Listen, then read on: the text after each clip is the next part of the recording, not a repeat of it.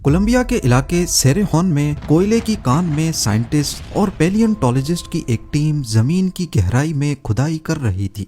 क्योंकि ये कोयले की कान असल में 6 करोड़ साल पुराने रेन फॉरेस्ट की वजह से बनी थी, इसी वजह से वो लोग इसमें पुराने जमाने के पौधों और जानवरों के रिमेन्स तलाश कर रहे थे।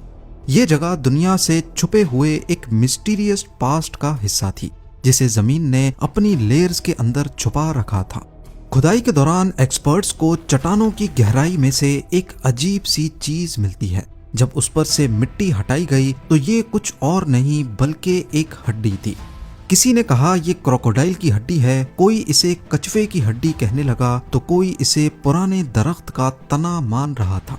पर इसी हड्डी ने बाद में साइंस को एक ऐसी दुनिया की सैर कराई जहां अब तक का सबसे बड़ा सांप रहता था, टाइटनोबोआ। ये कोई आम सांप नहीं बल्कि आज के ग्रीन एनाकोंडा से 10 टाइम्स ज्यादा भारी और एक पैसेंजर बस से भी ज्यादा लंबा था। ये इतना भारी सांप था कि अगर ये जमीन पर रेंगना शुरू करे तो अपने ही वजन से मर जाए। तो आखिर फिर ये रेंगता कहाँ पर था? एक मामूली हड्डी ने एक्सपर्ट्स को अमेज़न के उस इतिहास में पहुंचा दिया जहां का नक्शा ही बिल्कुल अलग था। टाइटनोबोआ की इस जिसामत की असली वजह क्या थी, ये शिकार कैसे करता था और आखिर ऐसा क्या हुआ कि अमेज़न के जंगलात में इसकी बादशाहत का खात्मा हो गया। ज़ेम टीवी की वीडियोस में एक बार फिर से खुशामदीद। नाजरीन, टाइटनोबोआ की दरियाफ्त कोई अचानक होने वाला वाकया नहीं था, बल्कि ये सिलसिला 1994 में शुरू हुआ। एक लोकल जियोलॉजिस्ट हेनरी गार्सिया ने सेरेहोन की कान में एक अजीबो गरीब चीज देखी जो किसी दरख्त की टहनी का हिस्सा मालूम होता था। उस वक्त किसी ने इस पर ज्यादा अटेंशन नहीं दी और इसे स्पेशल बॉक्स में डालकर रख दिया गया। तकरीबन एक दहाई बाद साल 2002 में एक और जियोलॉजिस्ट फेबियानी हेरेरा को भी यहाँ से वैसा ही एक फॉसिल मिला। इन जियोलॉजिस्ट का असल मकसद पेलियोसीन फ्लोरा पर रिसर्च करना था, ताकि ये पता लगाया जा सके कि दुनिया के पहले ट्रॉपिकल रेन फॉरेस्ट कैसे दिखते थे। इस कहानी में असल मोड़ 2007 में आया जब इन फॉसिल्स को Florida museum of natural history में पहुंचाया गया। वहां मालूम पड़ा कि ना ये दरख्त की टहनी है, ना इसका स्ट्रक्चर मगरमच्छ की रीढ़ की हड्डी से मैच करता है। पर जब उन्होंने इसकी बनावट को आज के एनाकोंडा और पाइथन की हड्डियों से कंपेयर किया तो हैरत की इंतहा ना थी। ये हड्डी एनाकोंडा की हड्डी से 3 गुना ज्यादा बड़ी और मोटी थी।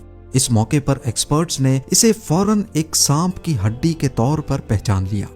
आप खुद अंदाजा लगा लें, राइट साइड पर वो हड्डी है जो कोयले की कान से मिली थी और लेफ्ट साइड पर एनाकोंडा की रीढ़ की हड्डी। साइंस की दुनिया में साइज की इंपॉर्टेंस बहुत ज्यादा होती है और टाइटनोबोआ ने हर पुराने रिकॉर्ड को तोड़ दिया। एक्सपर्ट्स ने इस रीढ़ की हड्डी की मदद से सांप की लंबाई का अंदाजा लगाने के लिए मैथमेटिकल मॉडल्स का सहारा लिया। उन्होंने देखा कि सांपों में रीढ़ की हड्डी का साइज उनकी टोटल लंबाई के साथ बराबर का ताल्लुक रखता है। यानी सांप की रीढ़ की हड्डी का साइज बता सकता है कि सांप की टोटल लंबाई कितनी होगी। इन कैलकुलेशंस के जरिए मिलने वाली रीढ़ की हड्डी से सांप का जो साइज निकला वो 42 से 50 फीट था, यानी आज के एनाकोंडा से तकरीबन 2 टाइम्स ज्यादा। टाइटनोबोआ महज लंबा ही नहीं बल्कि उसकी मोटाई एक मोटे आदमी की कमर जितनी और उसकी जिसामत इतनी भारी थी कि वो एक सिडान गाड़ी जितना वजनी था, तकरीबन 1200 केजी या फिर एनाकोंडा से 10 टाइम्स ज्यादा भारी।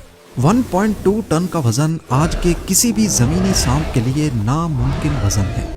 इस डिस्कवरी ने दुनिया भर में तहलका मचा दिया, क्योंकि असल में ये था सांपों का बादशाह जिसे बाद में टाइटनोबोआ का नाम दिया गया। असली सवाल ये नहीं था कि वो कितना बड़ा है, बल्कि हैरानी की बात ये थी कि वो इतना बड़ा आखिर क्यों है। आज के सांप इतने बड़े क्यों नहीं होते? इसका जवाब छुपा है मौसम में। जी हाँ, सांप एक्टोथर्मिक यानी ठंडे खून वाले जानवर होते हैं।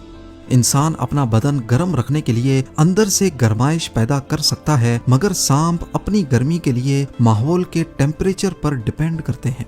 बायोलॉजी का एक सिंपल असूल है कि माहौल जितना गर्म होगा, ठंडे खून वाले जानवर का मेटाबॉलिज्म उतना ही तेज चलेगा। तेज मेटाबॉलिज्म का मतलब है ज्यादा ताकत, ज्यादा खाना हजम कर पाना, तेजी से बढ़ना और बड़े जिस्म को बर्दाश्त कर पाना। टाइटनोबोआ की डिस्कवरी ने एक्सपर्ट्स के सामने सिर्फ एक नया सांप ही नहीं बल्कि उस वक्त के मौसम का थर्मोमीटर भी पेश कर दिया। टाइटनोबोआ की ये जायंट बॉडी इस बात का जीता जागता सबूत थी कि 6 करोड़ साल पहले उस वक्त कोलंबिया के इस माहौल का टेम्परेचर आज से कहीं ज्यादा था। उस दौर में धरती का मौसम इतना गर्म था कि साल भर दिन रात हर वक्त टेम्परेचर 32 डिग्री सेल्सियस से ऊपर रहता था। अगर एवरेज टेम्परेचर ही इतना ज्यादा था तो जाहिर है ह्यूमिडिटी भी इंतहा की होगी, इतनी कि शायद सांस लेना भी भारी लगे। ये एक ऐसा ढका हुआ जंगल था जो कभी ठंडा नहीं होता था। इस लगातार गर्मी ने टाइटनोबोआ को ये ताकत दी कि वो इतना बड़ा हो सके। आज का अमेज़न रेन फॉरेस्ट जो हमें काफी नम और गर्म महसूस होता है, शायद टाइटनोबोआ के लिए बहुत ठंडा पड़ जाए। अगर वो आज जिंदा होता तो शायद इसी रेन फॉरेस्ट में जिंदा नहीं रह पाता, क्योंकि उसके इतने भारी जिस्म को चलाने के लिए जो एनर्जी चाहिए थी वो सिर्फ उसी शदीद गर्मी में मिल सकती थी। अब जाहिर है इतने बड़े जिस्म को जिंदा रखने के लिए खाना भी उतना ही खाना होगा। यहाँ पर सवाल उठता है कि टाइटनोबोआ शिकार कैसे करता था? क्या ये हॉलीवुड फिल्मों के अजदहों की तरह जमीन पर तेजी से रेंगता हुआ अपने शिकार के पीछे भागता था? बिल्कुल नहीं। इतना बड़ा और भारी जिस्म जमीन पर शिकार करना तो दूर की बात, इसका जमीन पर रेंगना ही काफी मुश्किल था। ग्रेविटी उसके वजन के खिलाफ काम करती थी, क्योंकि सांप जितना लंबा होगा वो जमीन से चिपक कर चलेगा। इसका मतलब है उतनी ही ज्यादा फ्रिक्शन। तहकीक से मालूम पड़ा कि टाइटनोबोआ बहुत सुस्त था, इसीलिए वो जमीन का नहीं बल्कि पानी का शिकारी था। ये बिल्कुल उसी तरह एक्ट करता था जैसे आज का मगरमच्छ करता है। वो अपना ज्यादातर वक्त दलदली पानी के अंदर गुजारता, क्योंकि पानी उसके भारी जिस्म को सहारा देता था और वो उसमें फ्लोट करके बोयंसी की मदद से अपने वजन को कम महसूस करता था और फुर्ती दिखा सकता था। गहरे दलदल वाले इलाके में वो घात लगाकर छुप जाया करता, सिर्फ उसकी आंखें और नाक पानी से बाहर दिखाई देती थी। वो एक एम्बुश प्रीडेटर था, यानी घात लगाकर हमला करने वाला शिकारी। वो अपने शिकार के पीछे नहीं भागता था बल्कि लंबे वक्त तक घात में ही इंतजार करता था।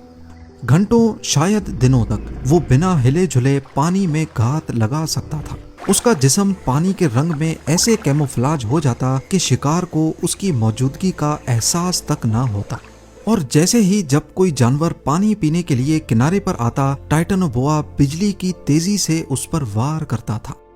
साइंटिस्ट ने बायोमैकेनिकल मॉडल्स के जरिए अंदाजा लगाया है कि जब टाइटनोबोआ अपने शिकार को जकड़ता था तो वो लगभग 400 psi से भी ज्यादा प्रेशर डालता था।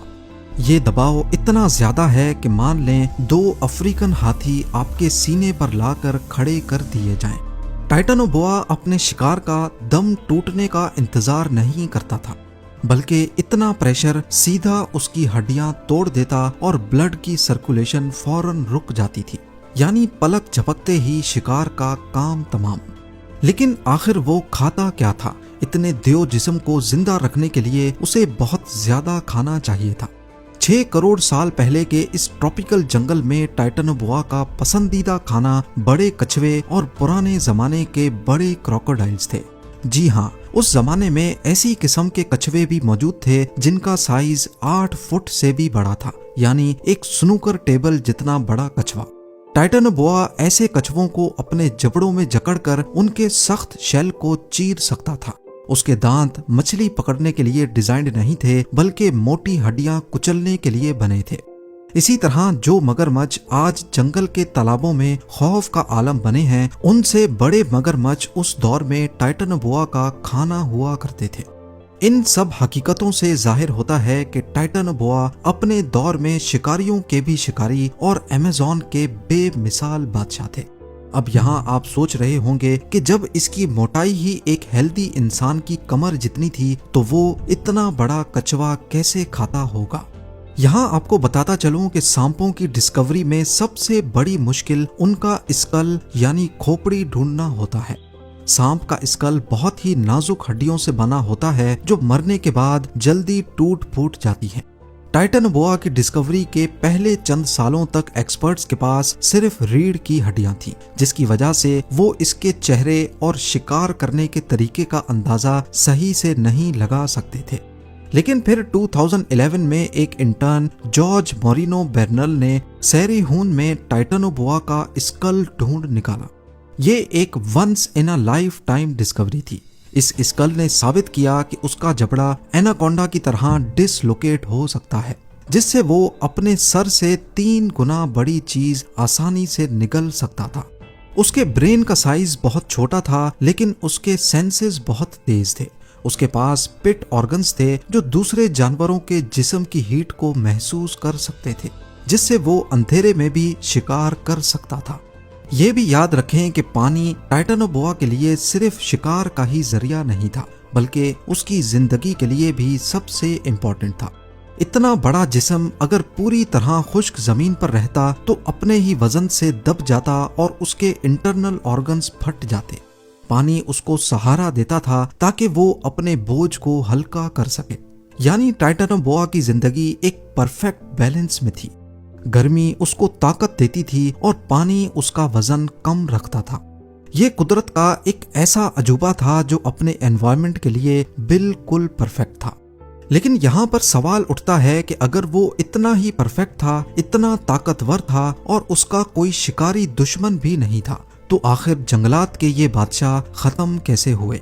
आज के दौर में वो हमें नजर क्यों नहीं आते? इसका जवाब बहुत ही सिंपल मगर काफी अफसोसनाक है। दुनिया बदल गई, लेकिन टाइटैनोबोआ खुद को उस तरह बदल ना सका। पेलियोसीन दौर के बाद जमीन का मौसम आहिस्ता आहिस्ता ठंडा होना शुरू हुआ। हम इंसानों के लिए चंद डिग्रीज का ऊपर नीचे होना मामूली बात होती है, लेकिन एक ठंडे खून वाले अजदहे के लिए ये मौत का पैगाम था। जैसा कि आपने पहले जाना, टाइटैनोबोआ का मेटाबॉलिज्म माहौल की गर्मी पर डिपेंड करता था।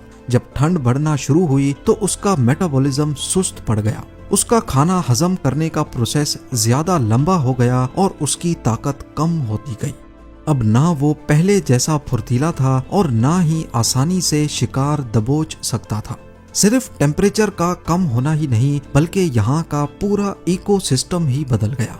रेन फॉरेस्ट में जो दलदली इलाके टाइटैनोबोआ के रहने के लिए परफेक्ट थे, वो आहिस्ता आहिस्ता सूखने लग गए और दलदल कम होने लगी। और इस सब के साथ साथ ताबूत में आखिरी कील मैमल्स ने ठोक दिया। दुनिया में मैमल्स बढ़ना शुरू हो गए और जो शिकार पहले टाइटैनोबोआ का था वो अब दूसरे जानवरों में डिवाइड हो गया। देखते ही देखते सब कुछ दुनिया के सबसे बड़े अजदहे के लिए कम पड़ गया। ना दलदल बची, ना गर्म मौसम और ना ही शिकार। सिर्फ चंद डिग्रीज ठंडे मौसम ने दुनिया के सबसे बड़े सांप को तारीख का हिस्सा बना कर रख दिया। उम्मीद है ज़ेम टीवी की ये वीडियो भी आप लोग भरपूर लाइक और शेयर करेंगे। आप लोगों के प्यार भरे कमेंट्स का बेहद शुक्रिया। मिलते हैं अगली शानदार वीडियो में।